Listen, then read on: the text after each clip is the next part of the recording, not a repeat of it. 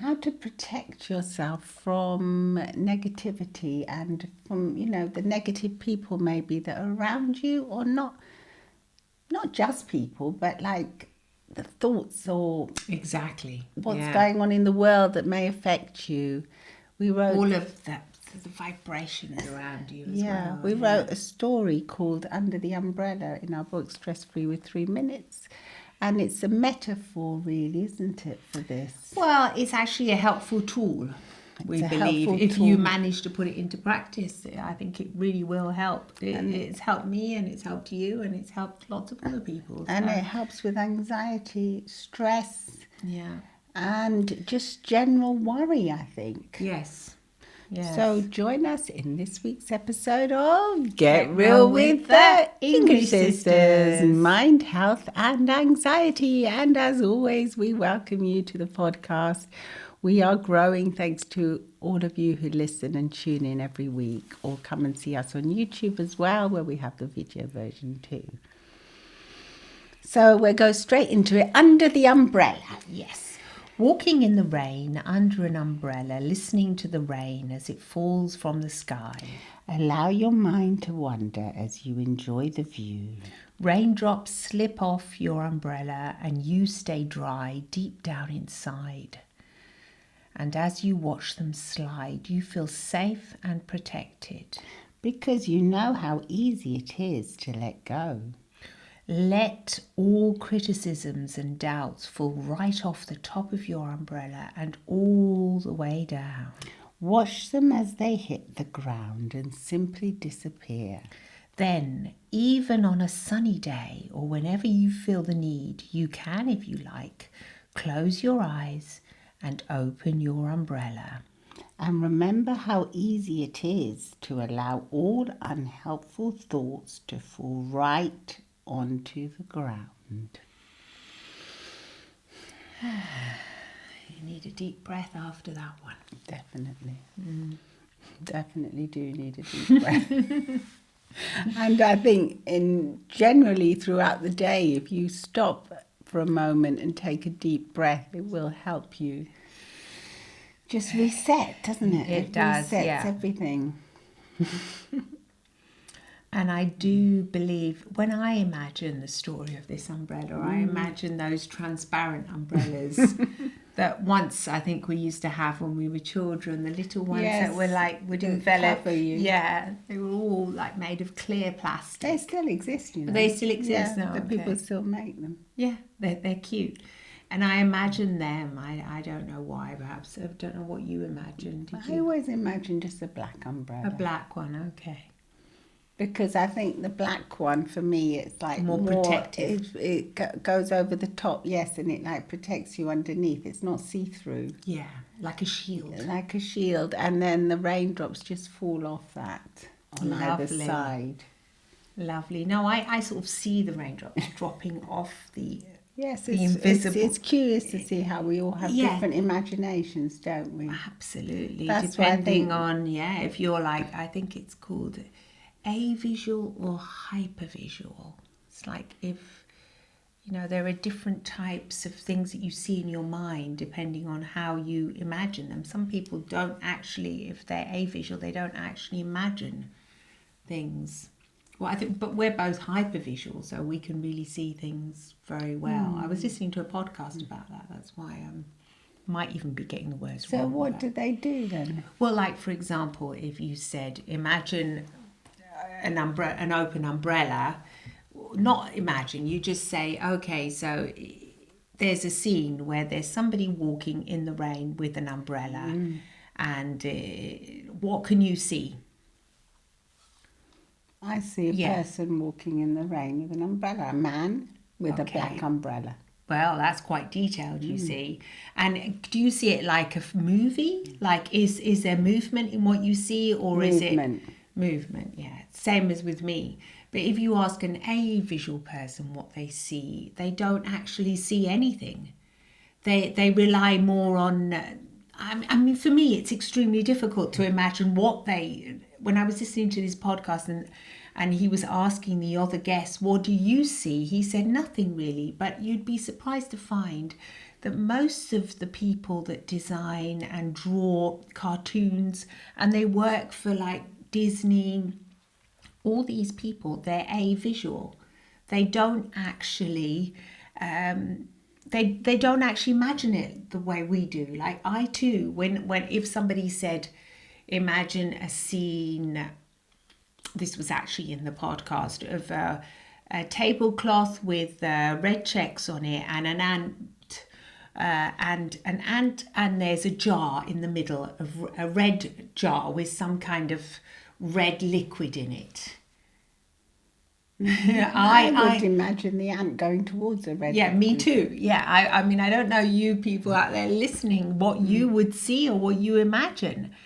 So, I mean, we're all very different though. I also saw the tablecloth. I actually saw the ant moving, quite a large black ant moving towards the red. Scary, no, not tiny that ant. It wasn't that scary, just a normal garden ant. But you know, they're quite big compared to some of the tiny Don't ones. like ants. Yeah, all right. It's not about ants. The reason why you don't like ants and why you're squeamish at the time is because you are hypervisual. I don't want to make the whole podcast about this, but it was just something I found really interesting. So what could our listeners do then if they can't visualise a black umbrella? You close your eyes and you yeah, if you can't visualise it, you've given me a question, maybe do a drawing like what they do. They draw it on a piece of paper and then you can see it. Yes, or you can, if you have an umbrella in the house, you can literally open an umbrella up and then you can, you have to go inside, obviously, and imagine again. You have to go outside to open an umbrella because apparently it's superstitious to open it inside the house. Apparently it is. Do you still adhere to that? I do definitely adhere. I'm not really superstitious, but I just think, why not? Just in case. Really, yeah. And I think there's obviously reasons for it, because I think if you open an umbrella in the house, it's big and you could hurt yourself. Exactly. You might poke someone with it, or someone hurt. You know, it's quite a big thing. You do. I remember when we were in London walking down with our umbrellas, because there's so many people, they all bump into each other. It's actually quite dangerous. Yes, it is. To have umbrellas. You need your umbrella as well to protect yourself. Walking around, because if you're the one without your open umbrella, you might get poked. Oh, yes. So imagine you're the only one without it. Anyway, going back to what we were talking about, I've got distracted by this other thought. But I mean, where I'm allowing ourselves to get linguistic programming. Yes. There's a lot based on visualization, isn't there? Like if you're afraid of something, put it in a frame and like take it away from you. Visualize it going further and further away. Visualize it in black and white. That's what I was thinking. If you're avisual, so if you're somebody avisual, then what do? It's harder to do those techniques. You have to work around them. Be creative. Exactly, you have to be creative. I think maybe if you're avisual, you have like, you can remember like the rain. What does the rain smell like? If there is any kind of, sometimes you can remember. I don't think that people can be totally avisual though. Not totally, perhaps. Because like if you, like what they say in neurolinguistic programming, when you're little, you learn what a door looks like and how it opens, then you every door you come across, you know how to open it, and you know it's a door. Yeah. So you must be able to visualize. You must be able to see the door and know what it is. Perhaps they're less than less. I haven't researched it enough to be able to say that. Yeah. I just listened to a quick podcast. I know, that they were for instance, with my husband, I can go into a shop and see a wardrobe or something, and I can visualize it in the room, whereas he can't. Exactly. Or I can kind of visualize what a certain color curtain would look like. I can imagine it. And sometimes, like when you actually watch a movie, you feel so much pain for what's going on. Definitely. Because, or like when my husband, he used to tell me jokes, and I used to think, I can't have those. Yeah, he thought they were funny, but they were about something horrible. For me, they were like, oh, something got hit on the head, fell on the ground, or something like that, and I would immediately imagine it. So if you're telling me somebody fell on the ground and then ha ha ha, I think, oh, poor person. Yes. For me, he would always say, God, you're ruining every joke. It's supposed to be funny. But I can see it. So if you tell me three men got drunk in a bar, okay, and then one came out and he fell on the floor and he bumped his head, and I'm already seeing the blood on the floor. For me, it's like, oh my gosh, this man, he's had too much alcohol. Is he going to be left on the floor? His fellow people around him, are they going to leave him all night? For me, that's not funny. No. Because I think it's because I can maybe imagine or see too much. Too much. So I don't know. All I know is that we're different. We are different. I can see, I don't like it either, I must say. I don't like those jokes, those kind of jokes. Yeah, or anything that to do with anything that is like deprecate somebody or someone. I can't. People get hurt in it. Yes, I don't. Yeah. I don't like that. I don't find it humorous at all. No. No, I don't either. He says your reaction is funnier than the joke because you're so upset by it. I mean, he's learned now over the years not to say those jokes, but anyway. They don't get much satisfaction, do they, from telling us those kind of jokes? No, they don't. I remember once when we were at the gym, the gym owner told me a joke and I started crying. And he was so upset by it in the end. But I said, sorry, but those jokes, they don't cut it with me. I don't find them humorous. I mean, it was a horrible joke, really. It was awful. But I still remember it. Yeah, I don't find those things funny. But it is because I've got such a visual imagination, and I think people when people like us that are empathetic and very visual, we do suffer more from anxiety and stress because we can imagine everything so much. We live things so fully that we really do need the umbrella. We really do. To protect us. We do. And we can from other people and other people's thoughts. And we can hear the heavy rain falling, and we can see the raindrops fall on the ground in our minds, and perhaps even hear the drops as they fall, and we can allow ourselves to let go. Yeah, and that we don't have to absorb everything or get so upset by everything. That's a good point. Absorb everything. I think that's probably the reason why we wrote the story in the beginning, because we also felt like we didn't need to absorb everything. Very, very much at the beginning of our careers is when we wrote this book, or right sort of midway, and we were probably feeling sometimes a little bit overwhelmed. And I do. You're absolutely right. Yeah, it's not to get everybody else's worries and fears, and you just pop the umbrella up and you say, okay, or for even one our moment, own worries and fears, our own overthinking about certain situations. We may have done something, and then we're thinking, have I offended someone? Have I upset somebody? Yeah. Just because we can see everything so clearly, we can see people's reactions to us. So instead of just letting it go, we start worrying about it and overthinking things when someone else will just brush it off their shoulders. Yeah. They've got like their own natural umbrella and won't even touch them. Yeah, so if you don't have your natural umbrella, and I don't think everyone does have a natural umbrella up all the time, but I think some people that don't seem to. They're probably see not things listening the to this same. podcast. They're probably not listening to this No. podcast, but those kind of people are they're more like, I think they live more in the moment, and they don't really think about what other people think of them that much. The criticisms, the doubts are more, they're less. They're just more like la la la. Down to earth. They're just thinking more about what's happening to me today. Maybe a little bit more self-centered. Maybe. But maybe that's also something we can learn from. Sometimes I admire those people. Yes. I can learn from people like that. Yes, we can learn to be a little my bit husband, more. Sometimes he's more self-centered than me. Very much so is mine. And he doesn't bother, these things just don't bother him or them or your husband. I just think, no. I should learn from that. I do try and learn from Yes, yeah, you do try and learn, don't you?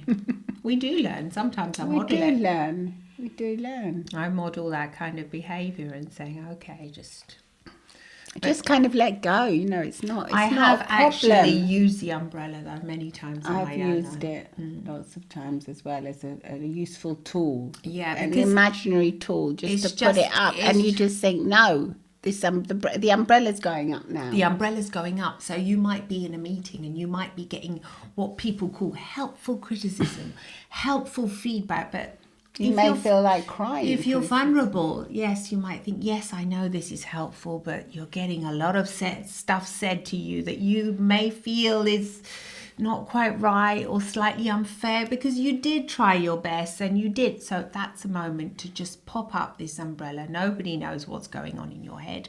You open the lovely umbrella up and you start listening and letting it all fall down to the ground. Whereas it doesn't have to come inside you, it could go outside and fall on the ground. And this can be useful for anything. I refer to work, but it could be private relationships. Not everything that everyone's telling you has to be taken so personally. No, and people are in their own heads a lot of the time, and they may say things that they don't actually really mean as well, or they just they don't give those things the same weight that maybe us that are more sensitive and more empathetic give it. And so that's what makes it harder for us and makes us feel more stressed and more anxious than maybe other people. Yeah, I've got one son who is very empathetic, and I actually taught him this technique when he was little. And I remember saying, just put up the umbrella then. Just listen to what people are saying. It's not you don't have to take it so personally. Let it go. But it can be difficult. There are other metaphors you can imagine, like a balloon. You put everything in the balloon and then you can just watch a balloon go up in the air. That's also another one where you can let go. That's another lovely technique. But I don't know why, but I found this one as if, but maybe, I don't know, I could sort of relate to it easier. Because I could just pop it up. It was like as if I had a secret umbrella in my bag or something. Like almost like you have a magic wand, isn't it? Yeah. You have this thing that you can actually physically put over you. Exactly. Yeah. Like the invisible And cape. it just protects you. And it has like an ongoing, it's a bit like a sunscreen that you put it on and then you can't see it anymore, but it's still there. It's still protecting you. Yes. That's a good point. Yes, because you could just put it on in the morning and then you keep it on And then all you're day. fine all day. I mean, the one we use, we're fine all day. It says reapply every 2 hours, but it seems to be perfect. But I know that you're supposed to reapply it. No, but kind of, we don't get burnt though, do we? We never get burnt. not But that they said sometimes you can have invisible damage. Well, okay, So be careful. be but careful. The but point is that yes, it's a shield, isn't it's it? a Something shield. that protects you from the harmful rays. And in the same way, in the morning, you can just think, okay, I put my sun cream on and whatever. I'm also just going to pop the umbrella, the invisible umbrella, and just take it with me. Yes. And have it like a tool from whatever happens today. I've got that. And it's something to have up your sleeve. It's another little trick, isn't it? It's definitely a trick.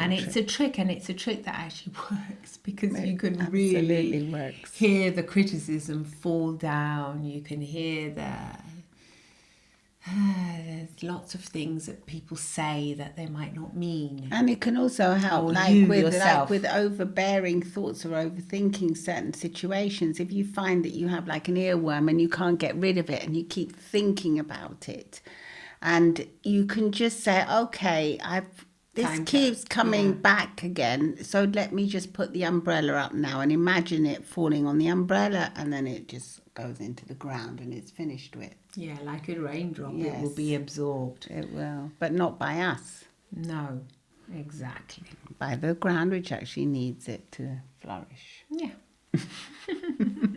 So let us know what you think. Do you find that you need, or you're searching for, maybe that's why you found this podcast episode, because you're searching for calmness in your life and you feel that you need to be grounded and be stress-free and anxiety-free. And I think that's why originally we got into all of this therapy and hypnotherapy, because we felt as if there was something missing in our lives, that we needed to have certain ways of dealing with situations and coping with things. Yeah, and just becoming more resilient and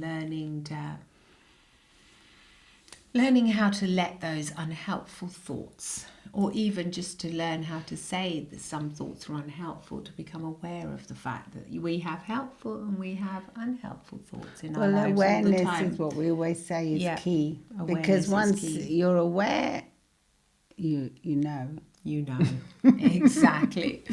Well, let's hope that, you can use the umbrella whenever you need to. Yes, and let us know if you're already using it, and there might be already something that's come up, because it is a very useful tip and trick to use, and technique. Yes. For stress relief and anxiety relief and just general well-being, really. And that way you can allow your mind to wander and to enjoy your view. Come and see us on Instagram, X, wherever you get your podcast to, at the English Sisters, and come and see the video version where you can actually see us in person, so to speak. And if you'd like an individual therapy session, we are available online. So just message us and we'll arrange it for you. Yes, we will. Thank you so much. Love and smiles from the English Sisters. Bye. And thank you for listening all over the world. Bye-bye.